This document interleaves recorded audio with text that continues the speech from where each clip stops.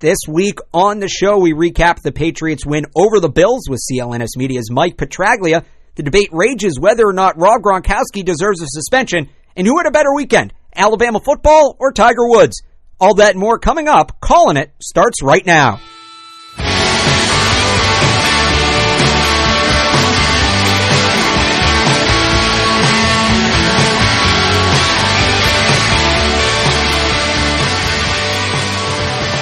And welcome into another Victory Monday in New England. Another glorious Victory Monday, Lebowitz. It's a great day. Great day to be a New Englander. Great day all around. Great. All 3 or 4 teams. We'll get to that fourth in a little bit. But the Patriots picked up the win yesterday. This is the Calling It podcast, powered by CLNS Media. I'm Alex Barth. He's Alex Lebowitz. We thank you for joining us. And now joining us on the phone, he covers the Patriots for CLNS Media, is Mike Petraglia. Trags, how are you? I'm doing well, Alex. How are you? I'm doing well. Hard to not be doing well during an 8-game win streak. The Patriots take down the Bills yesterday, but the end of the game has everybody talking. It got a little chippy. We'll get into the Rob Gronkowski stuff later. I want to save that for the end. But are you surprised? We'll start with this. As chippy as that game got, the Patriots escaped relatively healthy? Yeah, that's a good point. It seemed like the Bills were the ones who really took the brunt of the injury toll on Sunday, starting with their quarterback, Tyrod Taylor, getting tackled from behind by David Harris on the first play of the game. Patriots have a way of, when I think the game starts getting chippy, of being very smart about what they're calling, what they're doing. That's why I didn't have a big problem with Tom Brady staying in the game at 23-3 with about whatever it was, 5 or 6 minutes to go, and the Patriots got the ball back, because he wants to send a message, we're not going to back down, but he also handed the ball off.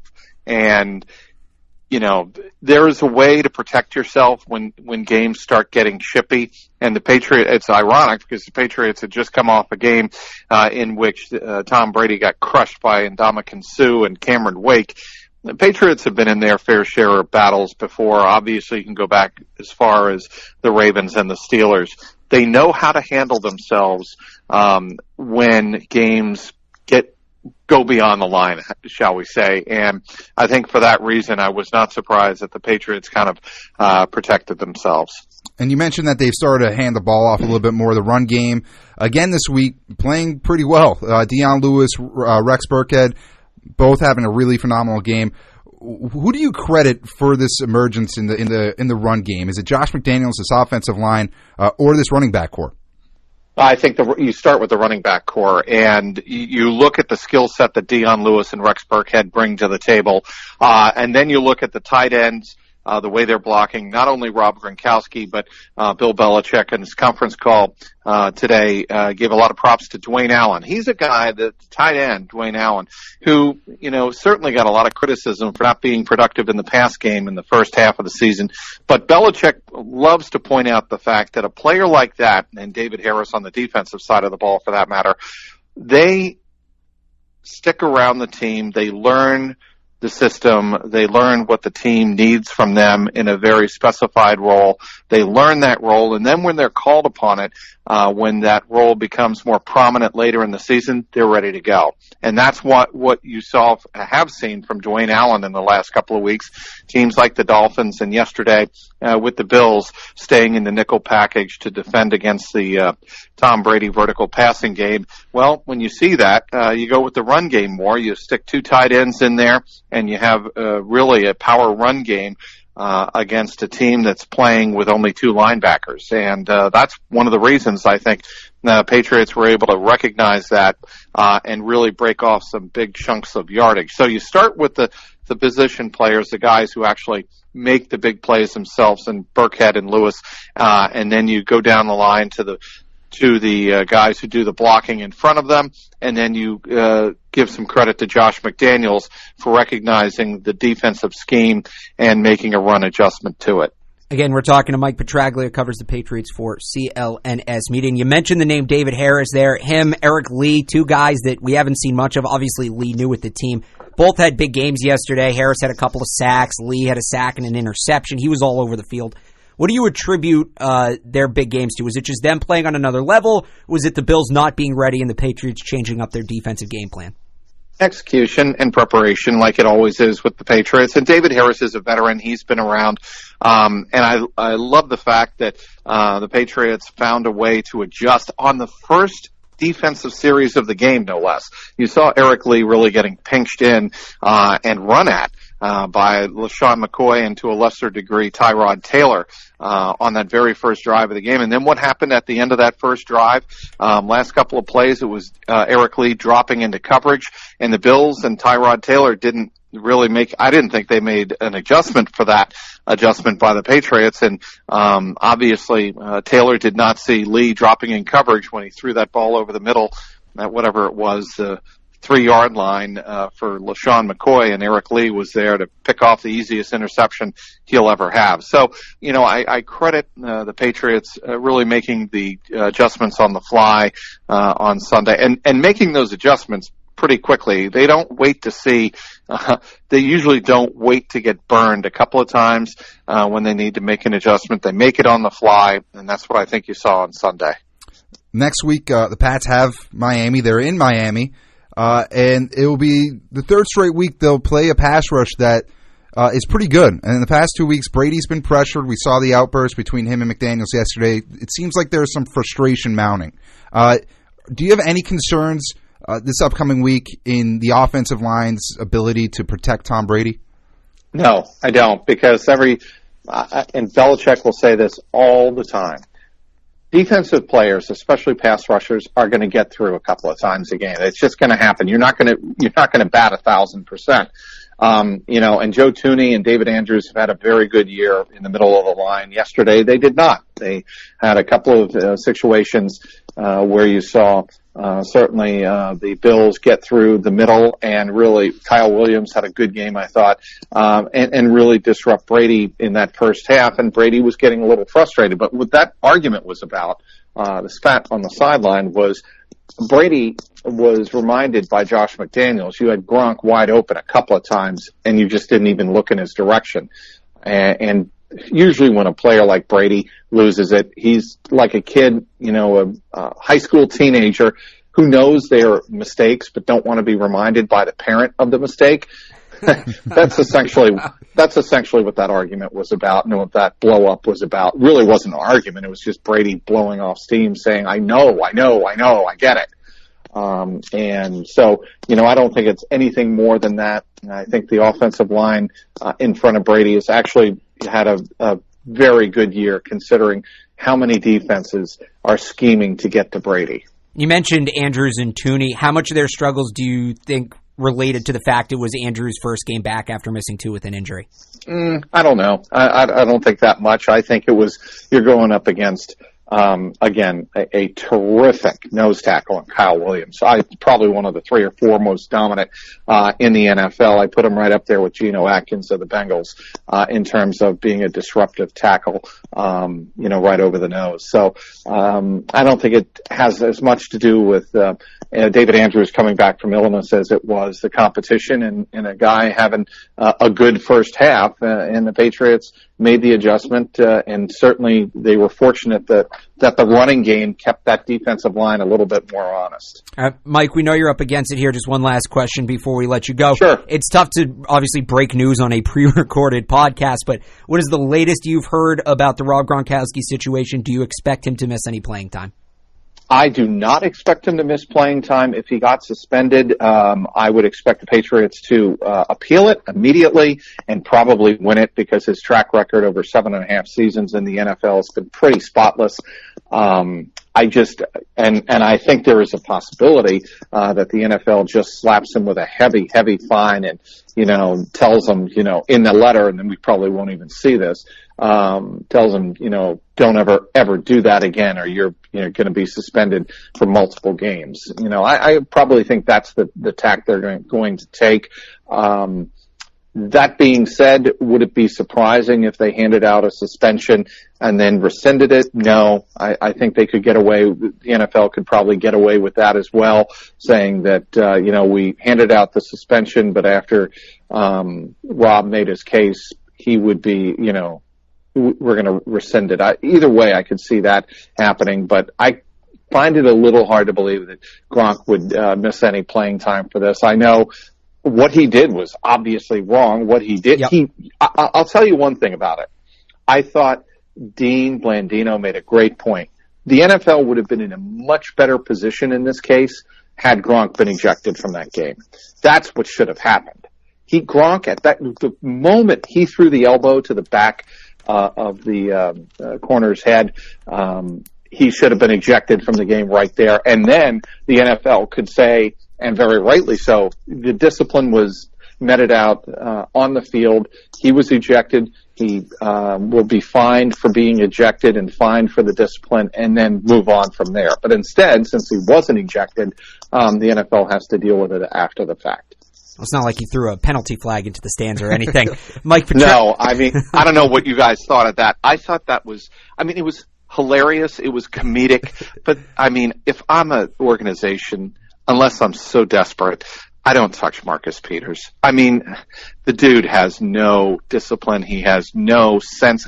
Mind you, this is Marcus Peters playing on a team that is fighting desperately from going down the drain.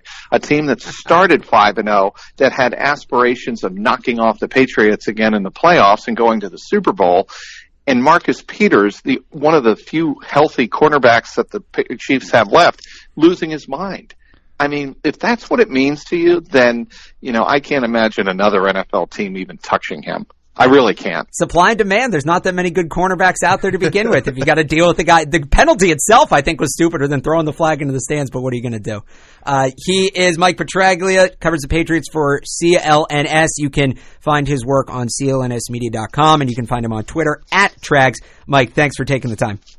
Guys, anytime, always a pleasure, and I'm sure we'll be talking in the coming weeks as the Patriots try to ramp up to a number 1 seed again. Looking forward to it.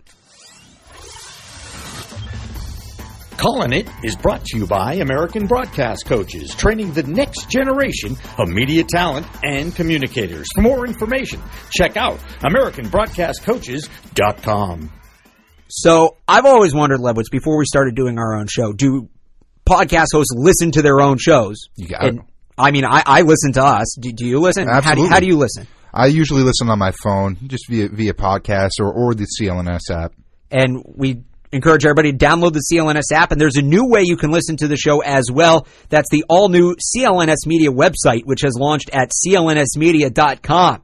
CLNSmedia.com is now the home of this podcast and 40-plus other podcasts and vidcasts in the world of sports, finance, comedy, and lifestyles. We are so excited to have our show featured on the new CLNS Media website. Support our network by checking this episode out at CLNSmedia.com. That's CLNSmedia.com.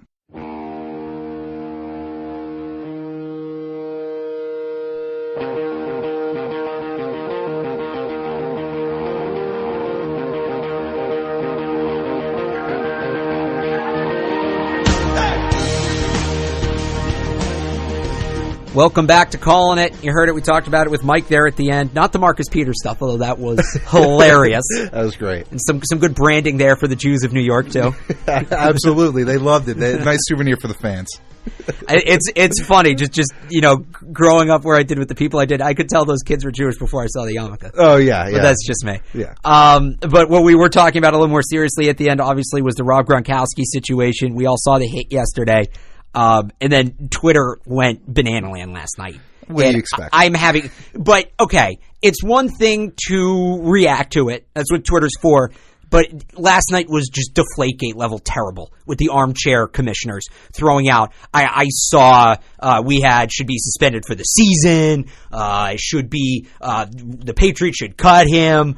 We had the Montreal take, which is call 911. He should face legal punishment, which is the dumbest take a sports fan can have. We do not need to open up that jar of pickles when we start bringing the law into sports. We saw that Montreal tried to do it with Zdeno Chara, which is why I refer to that, is a moronic take.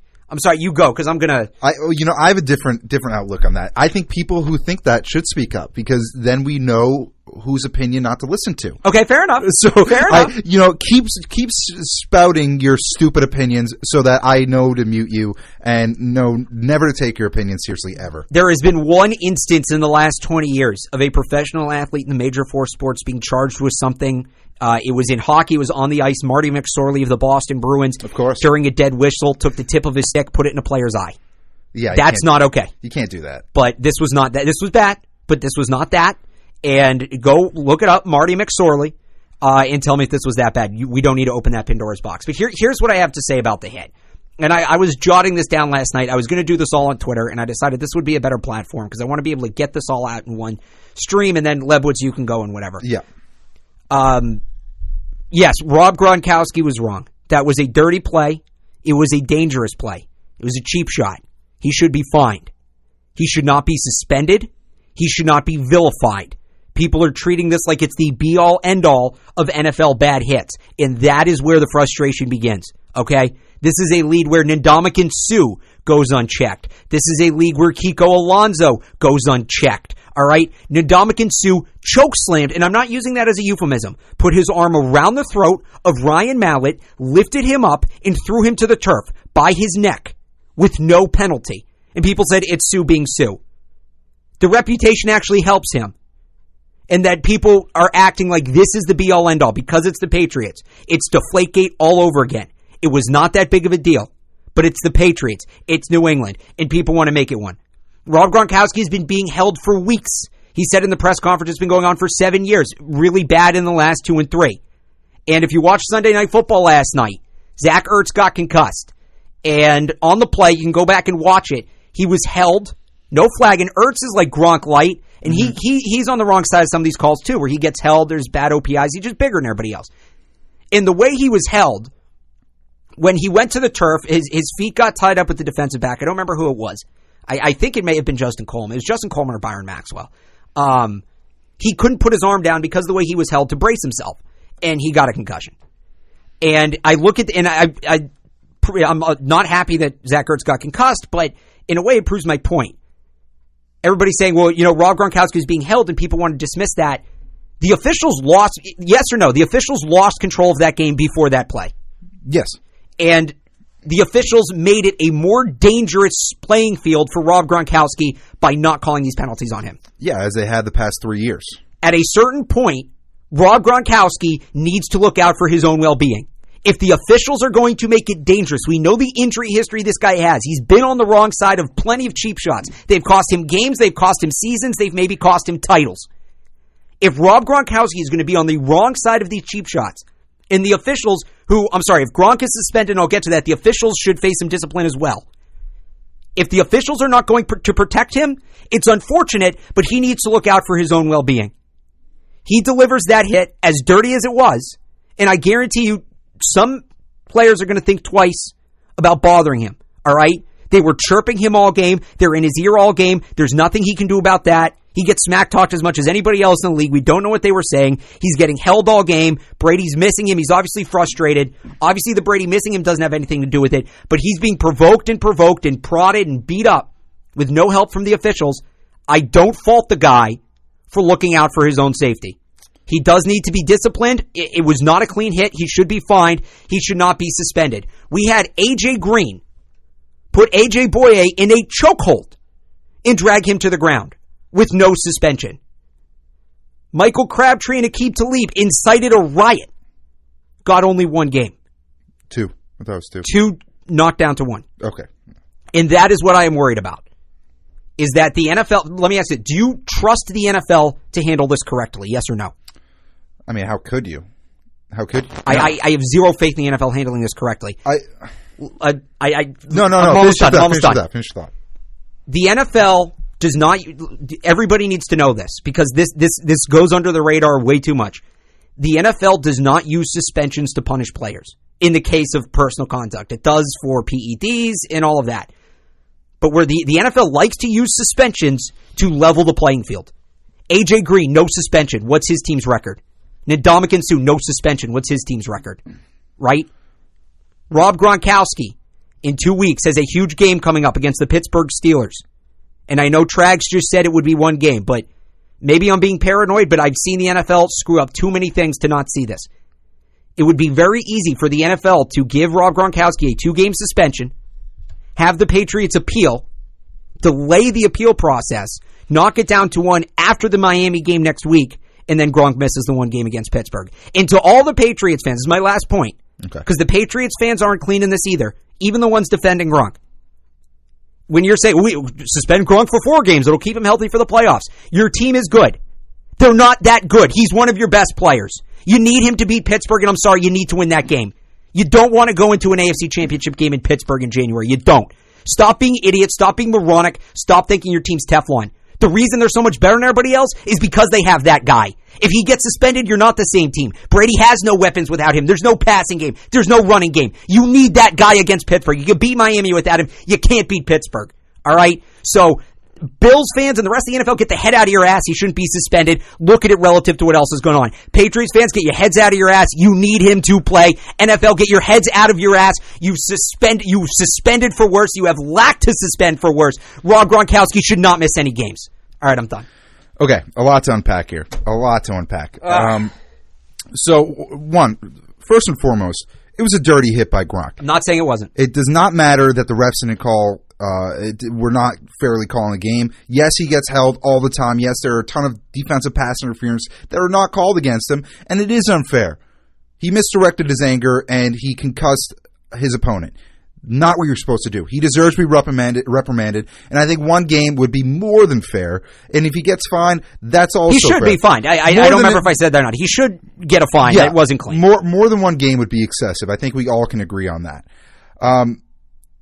I just think, this was definitely frustration built up. I think that's why he did what he did, because it was a thing that went on all games, a thing that's gone on all season, and really the past 3 years. He said 7 years, but it took him to build his reputation and to become as dominant as he did to start to have the game called not in his favor, but against him. It was here and there his whole career, but it's really the last 3 years it's been atrocious. It's been really bad.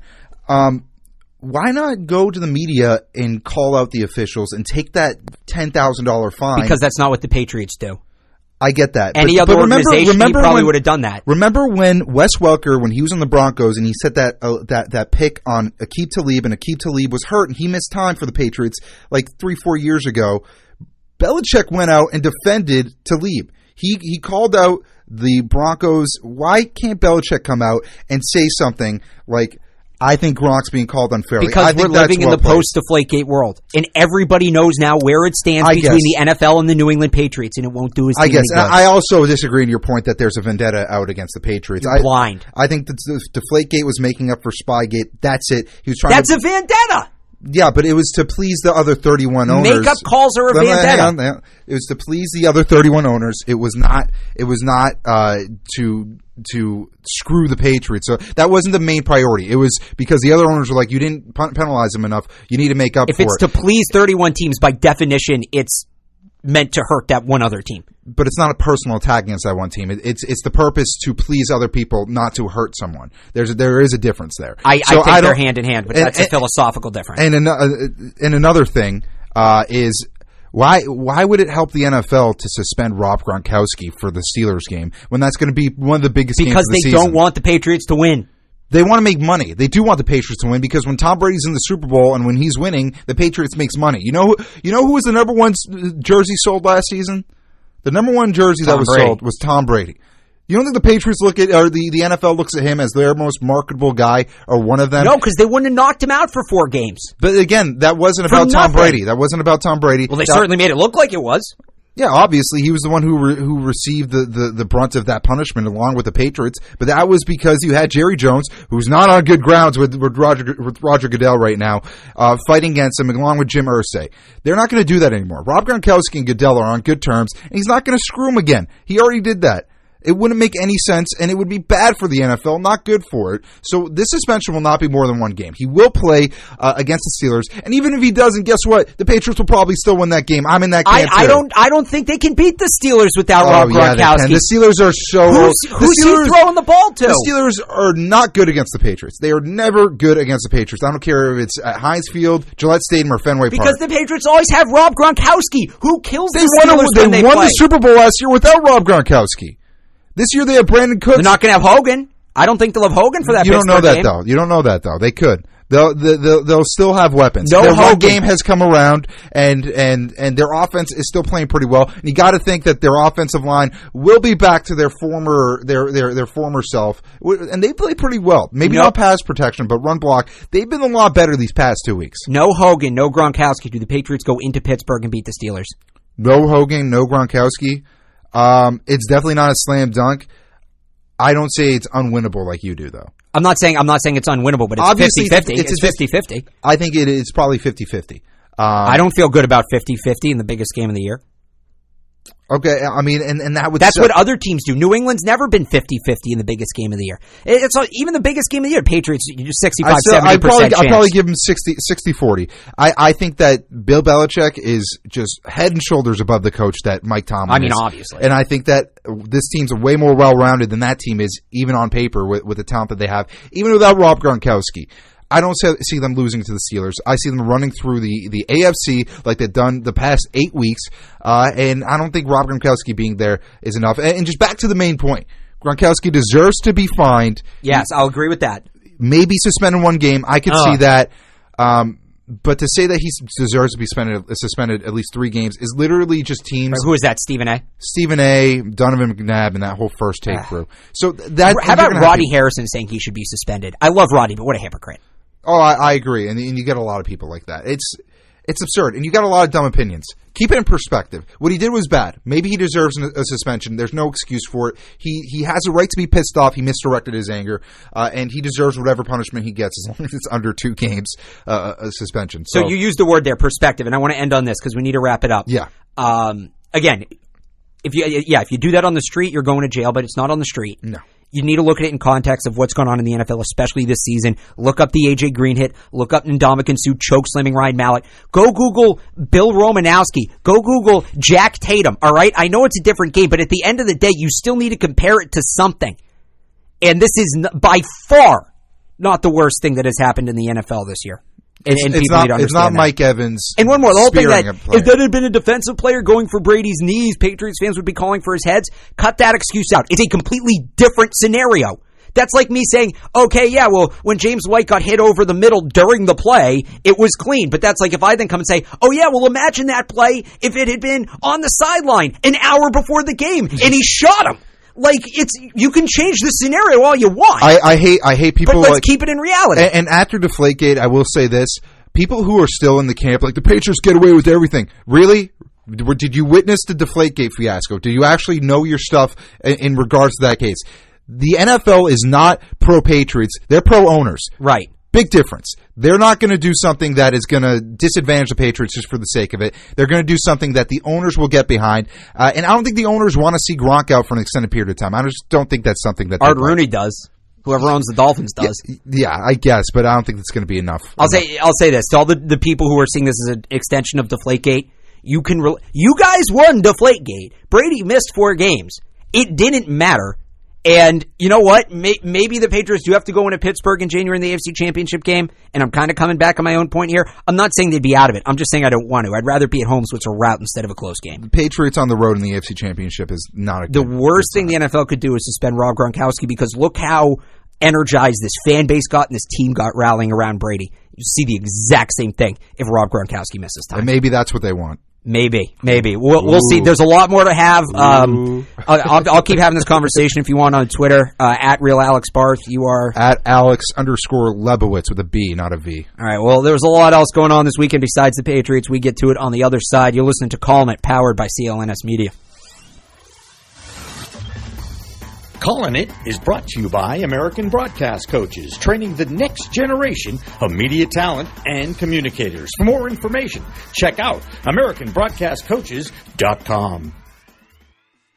Week 13 of the NFL season has more or less come and gone, and for a lot of people, Lebowitz, that meant in or out of the fantasy football playoffs. So you're still alive, or is your season done? My season's been done since about week 5. Yeah, Aaron Rodgers went down, and that just killed me. Yeah, this is why I'm kind of done with the season-long fantasy sports. I look at DraftKings as the place that's perfected it. Every week, you can choose a different team. DraftKings is great. You can put your fantasy knowledge to the test to win huge cash prizes every night playing one-day fantasy football, or if you're really done with football, play basketball, play hockey. They have it all at DraftKings.com.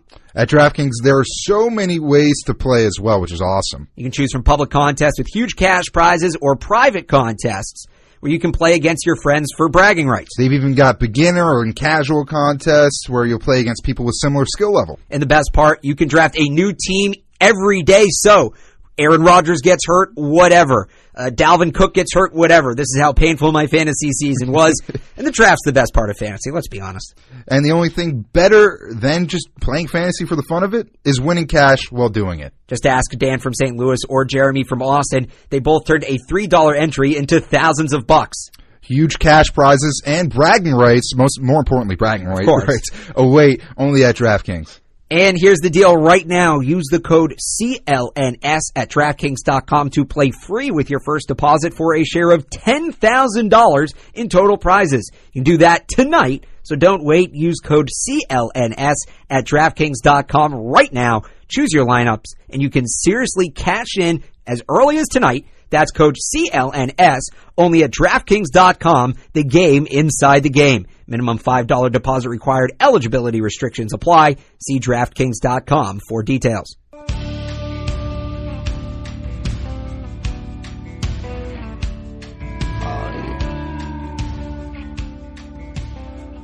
Welcome back. Now that we got all that out of the way, I don't apologize for my outburst, actually. I stand by it. All right, you should. Stand by everything. Never apologize. That's my motto. Sometimes you got to apologize. Gronk was right to apologize, but people need to come back down to earth with this. Yeah, you usually get, two separate groups on opposite sides. There's not a lot of logic that goes into these types of things. It is what it is. People hate the Patriots or they love the Patriots. One or the other. That's how it goes. All right, we move on, though. There's a lot else that happened this week, a lot else we want to get to. Rapid fire segment. What is it called? Stuff we didn't have time for?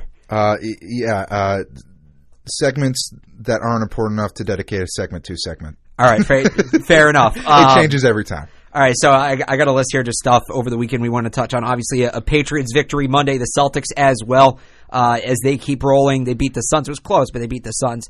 Let me pose this question to you, Alex Lebowitz. Are the Celtics boring? Have we run out of storylines? I just feel like what new angle has been introduced to this team since Gordon Hayward got hurt? Yes, the young kids are playing very well. Yes, Kyrie's outstanding. Yes, people can't decide if Al Horford's good or not, but I feel like there's been no new developments in the last month and a half. I don't like that last point. Al Horford is very good, and those of you that refuse to acknowledge that stink. You all stink. It's kind of repetitive. They are what they are. There's no really fall off right now. I think the only thing that we're waiting for is a healthy Cavaliers team to really see what this team's capable of. That's the measuring stick. Until then, yeah, it's just a team that's playing pretty dominantly in a very weak conference. I just thought it would be more, during the streak, at least you had something to hang on. Now it's, I don't know, they win every night. I'm coming off as a spoiled Boston fan, am I? It's mid-season. And you made this point before we hit record. It's like baseball in May or June. Like, you're kind of just waiting for things to really that's what it is. I'm happy they're winning, but it's like, okay, what's next? The resurgence of the new core can only last so long. All right, next up, the Bruins winning as well. Took a couple of big games last week. Victory Monday for them. They beat Tampa, who's a good team, and Philly, who's lost 10 straight. So we talked about this a little bit last week. You said you were still hesitant to buy in on the Bruins. They beat maybe the best team in the Eastern Conference in the Tampa Bay Lightning. Are you in? They're definitely a playoff caliber team. They can make the playoffs. They can sneak in, 6 to 8 seed. I don't think I ever really denied that. It's about what their ceiling is. Do I think that they're a team capable of fighting for a Stanley Cup this year? No. Next 3 to 5 years, maybe, I guess. But it depends on the moves that they make now. Do you think Patrice Bergeron is going to be a part of that? Do you think Tuukka Rask is going to be a part of that when that time comes? I'm still a no on that. They have a lot of young talent. They've shown that they have a lot of really good young talent, and you got to build around that. I'm not going to get too hyped because they've won a couple big games this past week. I'm out on the sell. I think beating Tampa Bay and beating some of the teams that they beat in this last 2-3 week stretch, whatever it is, has proven that they can make some noise. I'm not saying sell all out and buy and try to make a title run, but we have a hockey season. We have a legitimate hockey season in Boston, and now that they're finally healthy, I'm not all in yet.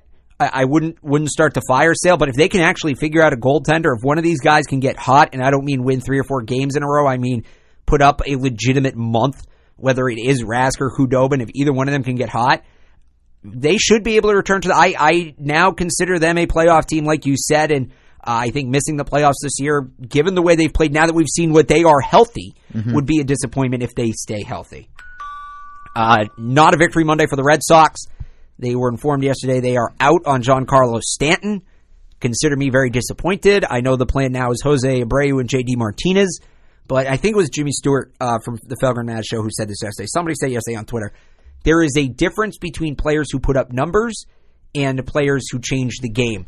I think Abreu, I think Martinez are guys that put up numbers, but they don't have the effect on the game Stanton does. The Red Sox can still have a relatively successful offseason, but every move they make now is compared to what if Stanton, and that's disappointing for me. You know what? I think that's a bunch of crap. I don't like that logic, because all you're really arguing there is, they put up numbers and they're marketable. That's literally it. Giancarlo Stanton. No, it's not being marketable. It's that, it's moving the needle. It's having that edge. But do you have a guy who's going to hit 40 home runs and they're all going to be solo shots, or do you have a guy who's going to hit 40 home runs and he's going to hit them late in the game with guys on base? I mean, they do need that. They need someone who can actually hit with runners in scoring position. I don't think J.D. Martinez or Jose Abreu aren't capable of doing that. Obviously, they're not the same caliber of player as Giancarlo Stanton, but you can get them for cheaper cost. You don't have to give up anything for them. They're the Red Sox. The cost shouldn't matter. It's not a salary cap sport. I understand that, but if you get Giancarlo Stanton, you also have to get rid of at least 2 or 3 top 5 prospects in your organization. And I said this before we started. I don't know how good a guy like Giancarlo Stanton would play. How good of a fit he'd be in a big market. He's played in Miami. Is he a Carl Crawford, or is he someone who can thrive? Maybe he's the latter. I don't know, though, and I'm not sure if he would be, just given what I've seen from him. Teams used to walk David Ortiz on late in games as the tying or go-ahead run because they didn't want to pitch to him. We've probably been spoiled a little bit watching that, but I think that the Red Sox need that guy. They have empty numbers guys. They have Moreland. They have Hanley. Until you have that guy that teams have to seriously think about pitching to with men on in the 9th inning, you're not going to contend because the Astros have that guy. The Dodgers, in spades, they do. The Dodgers have that guy as well. Until you have that guy, you can't seriously contend for World Series. I enjoyed this yesterday. Nice little surprise. I was getting out of my car, getting ready for the Patriots game. Alabama is in the college football playoff. They will be the 4th seed. We will get our Alabama-Clemson round 3. Thank you. Thank you, Condoleezza Rice. I think she's still on that committee. Yes. The other game, by the way, is going to be outstanding. Oklahoma and Georgia is going to be fantastic. I think the committee got it right. Ohio State-Clemson, we saw what it was last year, would have been a blowout, and I don't know if Ohio State or Clemson could really hang with either of the teams on the other side. I think Clemson, maybe Clemson, Oklahoma's a game. Clemson being the 1 seed to me is kind of a joke because they lost to Syracuse, but there really was no 1 seed this year, which is part of what made it so fun. Alabama-Clemson is going to be an outstanding game. Oklahoma-Georgia is going to be an outstanding game. Alabama against either one of those teams will be an outstanding game, and I think Clemson against Oklahoma would be a very good game. As long as we don't get Clemson-Georgia, I think we're in for 3 very good games. The committee was never going to pass on an Alabama-Clemson rematch. Ohio State fans can be pissed all they want. Big Ten fans can be pissed all they want. The SEC is still the premier conference in college football. Ohio State wasn't getting in. They lost by 31 points to an unranked Iowa team. You can all go lick the bottom side of a boat. But I do think I would be interested to see what Ohio State Wisconsin would look like. Even Ohio State UCF, I think UCF undefeated deserved a chance to play for this title. I think this year was the perfect case that they need to expand to 8 teams. Yes.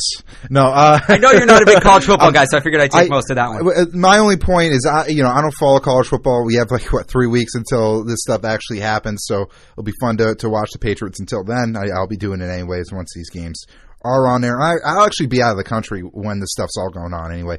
But to your point about 8-game playoffs instead of what we have now, which is 4-game. It's inevitable. 8 game is too much. 8 team, that's what I meant. 8-team playoff. That's inevitable. It's more money for college football, and it's less controversy in the selection because there's teams that are left out that some people think should be in, and vice versa. So I'm looking forward to that. I think it will definitely help the game when they do make that move, which is inevitable. All right, got to make the wrong button. We got to make this a little more rapid fire here. The LeVar Ball rule instituted in Los Angeles. You were telling me about this off the air. I actually missed this weekend, so if you want to explain it. Yeah, it's pretty much a rule at the Staples Center for the Lakers. I don't know if it applies to the Clippers. But media members cannot interview guests of any players at the games, which is pretty much LeVar Ball. Literally only about LeVar Ball, which I don't know. My only takeaway is kind of the same as it's always been. I feel really bad for Lonzo. I feel like LeVar is actually starting to call out the coaches, starting to call out his teammates, and that puts his kid in a really tough spot. So when people say he's a good father, he's being supportive, no, he's not. He's putting his kid in a really awful situation. That's the main that's the crux of it. But some people don't like to acknowledge. So it's just a Staples Center policy. It doesn't apply on the road.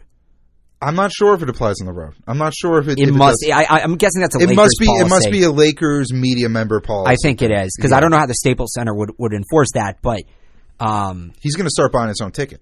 He's going to do something, right? You said that off air. He's going to do something. He'll still talk to the media. I think this stemmed off of. I did see he had some comments about Julius Randle not passing to Lonzo late in the game and that it cost the Lakers a game. But you're kidding yourself if you think this is going to keep him away from the media. He'll buy his own ticket.